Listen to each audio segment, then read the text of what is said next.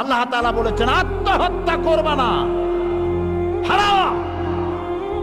যে ব্যক্তি আত্মহত্যা করে তার জানাজা কোন আলেম তার জানাজা পড়াবে না।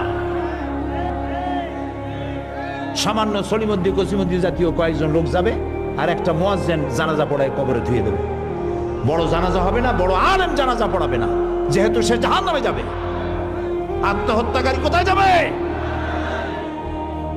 কিন্তু এই যুবক পোলাপানগুলি ওরা তো বোঝে নাই, ওদেরকে বুঝানো হয়েছে যে তোমরা যদি এই কামটা করো একেবারে বেহেশত তো যাবাই, মরার সাথে সাথে আল্লাহর সামনে গিয়ে হাজির হয়ে যাবে। আপনারা ক্যারাম বোর্ড খেলা নিশ্চয়ই দেখেছেন অনেকে। আর ভাই কইতে লজ্জা কি, আমিও তো খেলছি ছোটবেলায় ক্যারাম বোর্ড খেলা। এটা কি কোনো গুনাহ নাকি? আমিও খেলছি। ক্যারাম বোর্ড খেলাটা কি? বোর্ডের উপরে কতগুলি এরকমের গুটি থাকে, একটা থাকে লাল, ঠিক না?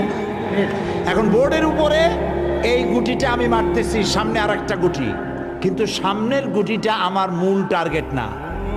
এই গুটিকে ওটাকে হিট করবে, সে ধাক্কা খাইয়া মারবে লালটাকে, লালটা পড়ে যাবে পকেটে।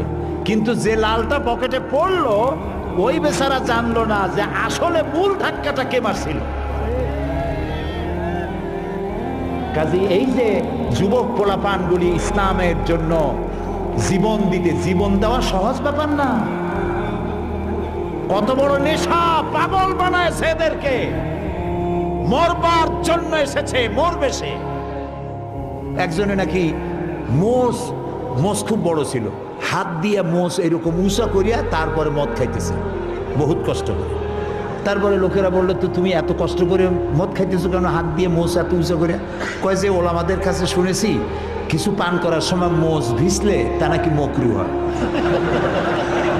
ও খাইতেছে কিন্তু মকরুর ভয় করতেছে।